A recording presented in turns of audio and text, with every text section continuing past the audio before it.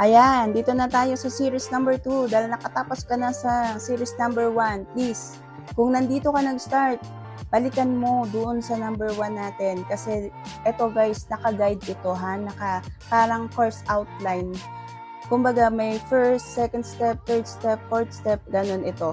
So please, pakisundan from first hanggang dulo para hindi ka malilito. Mas nakakalito kasi ng isip kung mag-i-start ka dito sa alanganing number. Pero okay lang kung ito na na-open mo, balik ka na ulit dun sa number 1, then sunod-sunod, okay? So, dito sa series number 2, pag-usapan natin kung ano ba talaga ang virtual assistant at kung pwede ka ba dito. So, first question, ano ba ang ginagawa ng isang virtual assistant? So, ang virtual assistant, siya yung someone na may specialization na kayang magbigay as services through remote work. Ibig sabihin ng remote work, na through using ng mga device katulad ng laptop, desktop, computer. So, hindi siya actual na pupunta ka doon as physical na mag-work ka. So, virtual assistant is virtual. Literal na work remotely. Yun. So, remotely, yun yung as in, kumbaga, ito, na-access mo yung data nila kahit nandun ka lang sa bahay mo. Okay? So, sa virtual assistant, marami pa siyang mga tawag like, for example, graphic designer, merong pang e-commerce, merong pang marketing, merong pang programming, merong pang web dev, real estate, accounting, bookkeeping. So, maraming klase na profession siya na pero may iba din na hindi categorized for profession. Pero since tayo ay virtual assistants, they called us virtual professional. So, kahit dun sa mga area na yon, ganun pa rin ang term sa'yo. Virtual professional ka. So, meron naman siyang mga way para maka-acquire ka ng mga knowledge na yun. So, through research, syempre, aral-aral din ng mga online courses, nakakatulong yun para sa development mo, sa yung skills. And syempre, naiintindihan mo na rin kung okay, ganito pala ang ginagawa nila sa virtual of freelancing world. Ganito pala yung mga task nila. So, maganda kung nakaka-attend kayo sa mga online courses. So, kahit sa YouTube lang, search kayo ng mga specific na relate dun sa job title na hinahanap nyo. So, ganito yan.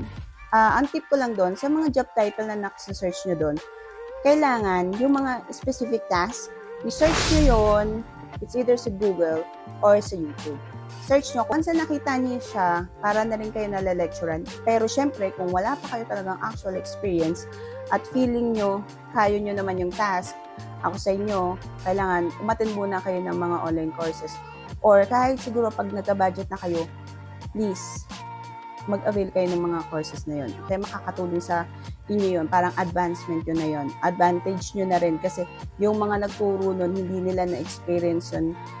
Possible na hindi nila na-experience yun before na ngayon nagkakaroon sila ng privilege na ipa-experience sa inyo. Okay? So, ano pa ba? Ano pang question? Pwede ba mag-VA kahit walang experience? Yes. 100%. Marami akong nakilalang tao na ano naman talaga, walang experience pero nakapasa. As in, nahahire. Minsan nga 1 week lang nahahire. Pero ayoko kayong i-hype doon, okay? Kailangan maging mabusisi sa inyong mga a-applyan and make sure na talagang fit ka talaga dun sa job description nila para sure na makapasa ka. Isa pa, next na question dyan, wala kasi dito sa aking listahan, yung age. So, sa age, wala naman ditong age limit. Pero, syempre, kailangan nasa legal age, di ba? From legal age, tapos yung mga from 60, 70, kahit 60, 70, pwede pa rin mag-apply hanggat kaya mo pang hawak ng computer, mag-type dyan, mag-research or gawin yung task. Walang problema. Wala ring discrimination dito kung anong edad mo. Isa pa, wala rin dito sa aking questionnaire. Educational attainment, hindi dito kailangan college graduate. But, may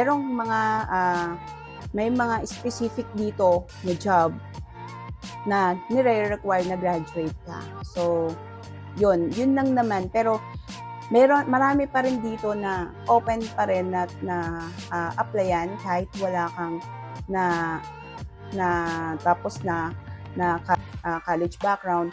Yung iba, may nakilala ko, elementary graduate, okay pa rin, nakakapag-apply pa rin. Malakas kasi ang loob at desididong makapaghanap buhay at kumita. At syempre, gustong mabago yung buhay. So, talagang ilalagay talaga nila yung sarili nila sa pagpili kung ano, maghihintay sila kung kailan yung plano matutupad o gagawin na ngayon. Yun kasi yung pinagkaiba doon. So, meron sila nung lakas ng loob na gawin talaga at talagang gagawin nila yung lahat para matulungan din nila yung sarili nila. So, yun, wala ditong discrimination din when it comes to educational attainment, like elementary or high school, walang problema. Next is, andito question, ano ang mga basic skills na dapat matutunan? So, napaka-importante. Yung mga basic skills, syempre, kailangan kahit paano marunong ka mag-computer, marunong ka mag-navigate sa computer mo. Aralin mo na muna itong computer mo. Paano ba hahanapin po? Baka meron kang hahanapin dito. Hindi mo pa mahanap. Unahin mo na munang harapin yung device. Aralin mo kung saan mo mahahanap yung mga area. Meron dyan mga way kung paano mag-edit, paano mag-update, emails, check mo yung emails, aralin mo lang sa YouTube kung paano mag-arrange ng mga emails, or kung meron ka naman dito sa current sa local mo na pwede mong i-apply sa virtual world, okay din yon. Okay? So ngayon, ano pang question? So basic skills, lahat yon kailangan marunong kang kahit paano, may idea ka sa computer. Pero ang maganda kasi ngayon, based sa napapansin ko sa generation ngayon, hindi sobrang exposed na kasi sila sa technology. So parang hindi naman big deal. Pero syempre yung iba pa rin na hindi pa masyadong na-expose or masyadong techie, kung tawagin. Walang problema doon kasi kami din, lahat ng mga medyo dadaan na sa mga nung araw pa, umabot din tayo dyan na medyo hirap mag-type, hirap mag-navigate, ganun. So, ako, ang experience ko, kailangan maintindihan nyo muna yung device na gagamitin nyo.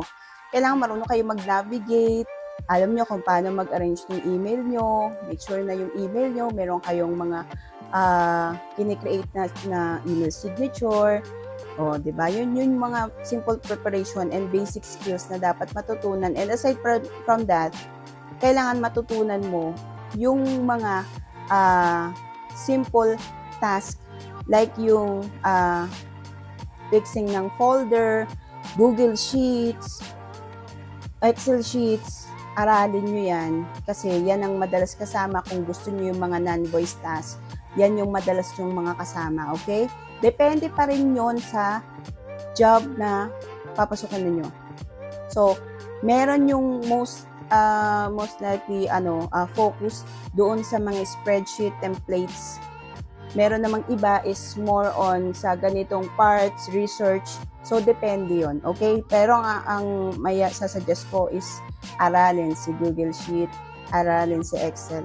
Yung mga formula niya, aralin nyo kasi ang laking tulong. Yun yung mga nami-miss namin nung panahon na kami nag-i-start pa lang sa freelancing. Medyo hindi lahat, pero may mga tao pa rin na hirap sila sa mga pag-handle ng mga formula, paano mag-navigate sa spreadsheet or Google Sheet. So yun lang, dun lang kahit paano basic skills na, pero for sure, malaking tulong talaga yon sa papasukan yung work. And kahit paano, improvement yun sa sarili nyo. Another question, anong skills na meron ka ngayon na pwede mong i-offer? For example, okay, magaling ako sa inventory, magaling ako mag-check ng sales, and then magaling ako magaling ako sa numbers. So, kung magaling ka sa numbers at mukhang nalalapit ka lagi sa mga bookkeeping type, pwede mong apply yun. Pwede ka rin sa mga kung executive or assistant ka rin dito, pwede ka mag-apply as executive assistant din. Okay din yun. Pwede rin naman yung mga ano pa ba? May marami pang mga klase. Pwede naman yung sa sales.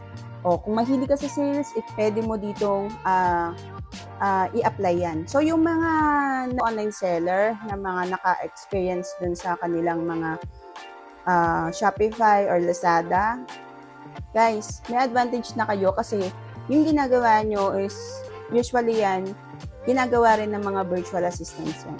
So, yung Seller Central na ina-navigate nyo, almost same lang din, pero magkakaiba lang talaga sila ng approach. Pero, kung yan, gagawin nyo yan sa client nyo, bibigay yung access sa inyo. Tawag niya sa inyo dyan, virtual assistant. So, Lazada VA, Shopify, Shopee VA, ganon. O, di ba? So guys, natapos na natin ang episode or series number 2. Congratulations. Please, balikan ang series number 1 bago mag-proceed dito kay number 2. So next topic natin, maganda. Episode number 2. Please, paki-like at paki-comment naman kung nagustuhan mo ito at nakatulong sa'yo. Thank you so much. Ito ang Tita Sophie, your online Real Talk Tita. Bye!